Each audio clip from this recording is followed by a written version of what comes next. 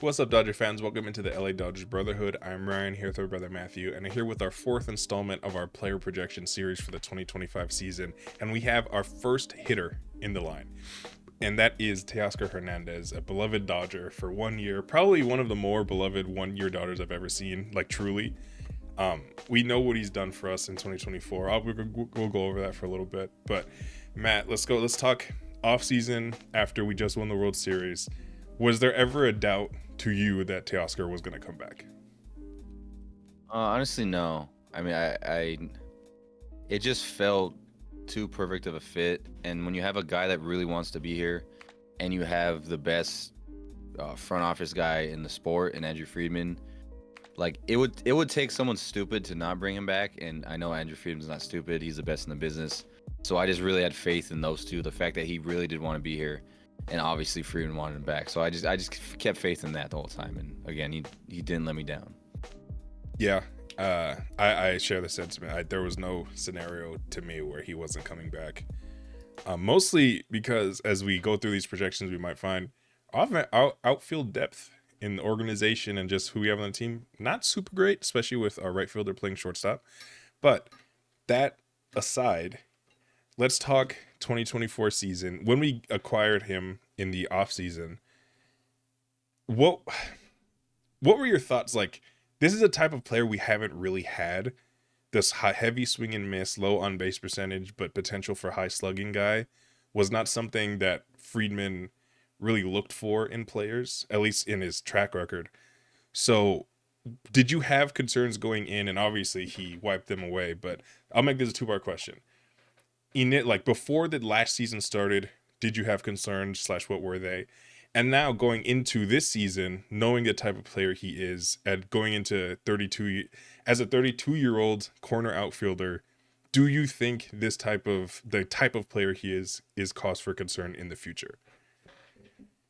No, because I mean the future's 3 years. Mm, Obviously, you signed the 3 year contract, so I think that's why the future isn't concerning. I mean, yeah, I mean, so he's 32, 35. Maybe that final season, but I'm just thinking when it gets there, I'll worry about it. For sure. This year, I don't really have concerns about the fielding. And then as for the first part of the question, when we did sign him, honestly, I was disappointed in like the Dodger fan reaction. It was like who is this guy? Because at the time, funny enough, everyone wanted Randy Rosarena, mm, who ended up being like much worse than Teoscar Hernandez. But I think I don't want to say casual fan, but like we're probably a little more in tune with like the whole MLB. A lot of Dodger fans care only about the Dodgers, and I love that. But we knew, me and you, and a lot of other like diehard MLB fans knew how tricky it is to hit in Seattle. So that's why we were kind of like, okay, this guy's a really good hitter. Right-handers cannot hit there. I think it's understanding to struggle there on a 1 year deal, and the fact that he had that much pop, I think it was just a match made in heaven.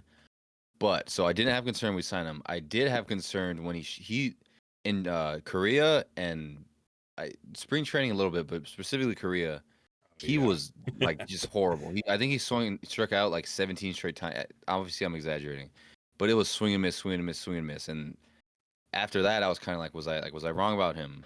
Because I believed him the whole offseason. And then of course he turned it around. I think he had 2 home runs in the first lefty we faced against the Cardinals. And I mean, he literally his season genuinely could not have gone any better. And the reason I say that is because obviously you could say like, yeah, he could have won MVP, it could have been better. But this was he matched his best season ever with 2021. And I mean, he placed at 19th in MVP in 2024, 2021, which was his best season prior. He also finished 19th. The stats are almost identical. I mean, that was the best we could have gotten out of Teoscar Hernandez in his first year. He won a World Series, and then maybe more importantly, like you said, maybe the most beloved 1 year Dodger of all time. So I mean, it couldn't have gone any better for Teoscar Hernandez in 2024. And more importantly, I think it's just who he is. I mean, maybe the OPS, even if he gives you a 2022 year where he hits like let's say 28 home runs, the OPS is down to 810. That's still a great year. I think he's a proven really good hitter. The only year he didn't, the only outlier is like I said, he was playing in Seattle. Other than that, 2020 in short season great, 21 elite, 24 elite, and 22 is really good. I mean he's a great hitter, and I don't expect him to, because he had this like grand, amazing first year of the Dodgers. I don't expect to drop off. Yeah, I do agree. Obviously, I brought the question up, but I was incredibly excited just by at the prospect of adding a guy like him when we first got him, just because that uh, obviously we hadn't had that type of player before, but I thought the more aggressive free swinging approach in the playoff was something that we needed because I don't know, it just felt like nobody was ready to attack the count. And that's kind of anecdotal. It's not like real baseball analysis or whatever, but there's something to be said about being aggressive no matter what the situation is. It could hurt you, but it could really help you, and we saw how that helps. Um, we talk about sustainability, and that's like that question of do you fear for some kind of change, like a fall off? Like, how does it age? He had the highest barrel percentage of his career in a full season. For folks that don't know, barrel percentage is like you have to hit it within a certain launch angle, so it's not just straight into the ground or not straight up, but it's all and it's like launch angle plus exit velocity, which I believe is 95 miles an hour to categorize it as a hard hit ball. He was 94th percentile in the entire league, and you think of when you talk about like projecting and accounting for, excuse me, accounting for like age and how a player is going to age. His bat speed, 73rd percentile. That's the upper, almost one fourth. And expected slugging. So this is all just accounting for how hard the ball is being hit and how like at which angle the ball is being hit. He's elite at all of this, and that's what you needed. If he was hitting like soft hit balls a lot and like kind of making bad contact, but it was falling, I would be a lot more worried. But he was just pissing on balls. Excuse my language, like all year. So yeah, I'm fully excited, fully ready for him to go. Super glad he's back. And also, fun little stat: he's 83rd percentile in sprint speed. He's one of the fastest guys on the team. It doesn't seem like that because he's a power hitting corner outfielder, but he got some wheels. So let's go to projections. Unless you have anything else to add, Matt. No, we go to projections. All right. So for those who haven't been with us, we do Fangraphs projections. They have projections for every player in the league. We're going to go with Teoscar now. And just as a little warning, if these seem low, they're always going to be low. Pitcher stats are going to be a little higher than you expected. Hitting stats are going to be a little lower than you expected. But for Teoscar Hernandez, who is the type of player that analytics doesn't necessarily love, which is why we haven't really had this type of player on the Dodgers before. So brace yourself for that. Like always, Matt, let me know if you hear a stat where you what that stands out. Starting with home runs or games, 150. That seems to be the top end because all of our best players have 150. Plate appearances, whatever. Home runs, would you go higher? 29 and a half, higher or lower on this simulation? For them, I think they'll go lower. It was higher. They have him at 30 Oh, really? exactly. Okay. 82 runs. I would have to compare that to last year, which we will do. 8 steals. Interesting. Don't know if he even attempted 8 steals last year. K percentage, which is literally percentage of the percentage of at bats that end in a strikeout. Over under 25%. Over. Yeah, 28 and a half leading the entire team for real players because they got old James Outman over there at 31.7. Um, batting average, not something we were particularly caring about, but they have him at 257. On base, this is actually a major one for his success. His on base, would you have him over under 325, which is not, I don't even think that's league average, or it's like right around league average. At this projection, what do you have him? I think it has to be over that. They have him at a 316 on base. Oh, that's It's rough. tough. 316 on base and slugging 462, which means they're projecting him to Yeah, have a 378. Excuse me, 778 OPS. So okay, that's where I put my foot down because yeah, 316 and what you said 460. 462. Yeah, He's not gonna have a slug of 462. I mean, he's not gonna do that. The only time he had lower that was again in Seattle. He's consistently above 460. Yeah, literally. Okay, I was going up the list while speaking. Other than his rookie year, the only year he had less than that was Seattle. yeah. So okay, you say his on base is gonna be less than 320. or I'll give you that, but his slugging is at least going to be at least 480, 490 probably, and in all likelihood, it's probably going to be 500. Yeah, I mean, if he just plays to his career average, it'll be a 488. Like that's Yeah, that's yeah. absurd. Yeah, so I guess we kind of have the answer, but I'll ask it anyway. With these projections, is that something like if that's end of the year we look at that's his stats, what are your thoughts? What are your feelings? I mean, I think for him, it's like I wouldn't be disappointed. It would just, I mean, yeah, it would be just if he gives this season, it's obviously it's a much worse season than last year. But so we are disappointed. But what I was gonna say is he could very well make up for it in the playoffs because he's the kind Yeah. of guy. If Mookie has a down year, like I don't care what happens in the playoffs. I'm genuinely upset because he's like on the trajectory to be an all-time great. Same thing with Shohei. Those guys, selfishly, I care enough for them. In 20 years, we look back. I don't want a down year for them because I love them so much. I want them to be as high as they can possibly be. Teoscar Hernandez, if he puts up those years, which is those numbers, which is disappointing, in 10 years, would not. I could care less as long as he performed in the playoffs. So that's what I'll say. Yeah. Yeah, that would definitely make it. I mean, no matter what, the season's going to be judged in October, which is a bit unfair to the players, just but that's the reality of what this is. But with these numbers, it definitely would make it like okay, we really need something to pop. Only because he is going to be like the corner outfielder of the future the next 3 years. We have a right fielder, Chakaman, or maybe he moves to the left, but like we have a corner outfielder set. And this type of season would spell a pretty real regression, at least from an on base and slugging standpoint. And that would be tough because he still gets to 30 home runs here, which means he loses some extra base hits somewhere in there. Because, like, yeah, compared to last year, career high 33 home runs. He actually did have 12 steals. 12 steals, only 3 stealings. That's actually not bad. 272 batting average, which I can see going down, but 339 on base. It's the second highest in a full season.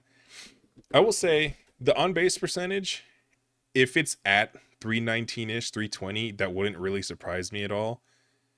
Just because I don't think his walk rate, like, yeah, his whiff percentage and K percentage were even lower than his career averages.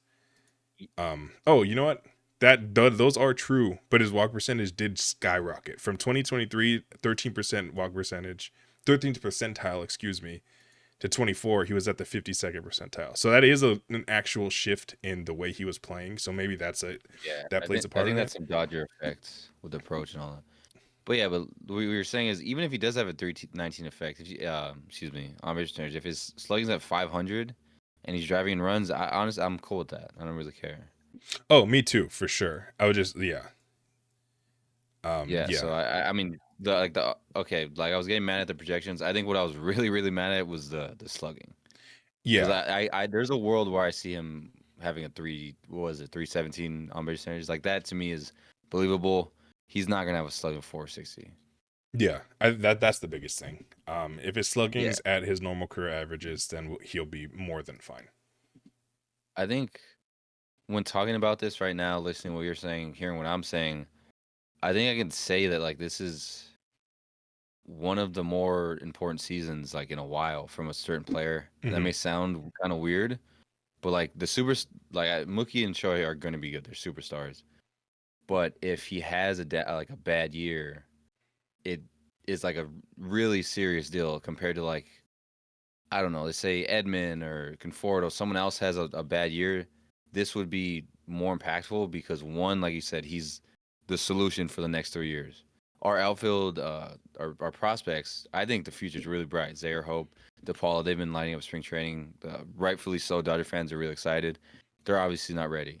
So if Teoscar is struggling, it kind of puts us in a spot not only because he's locked up for 3 years, but also he is the cleanup hitter. There's no one else that I'd feel comfortable with cleaning up and having that big of an impact.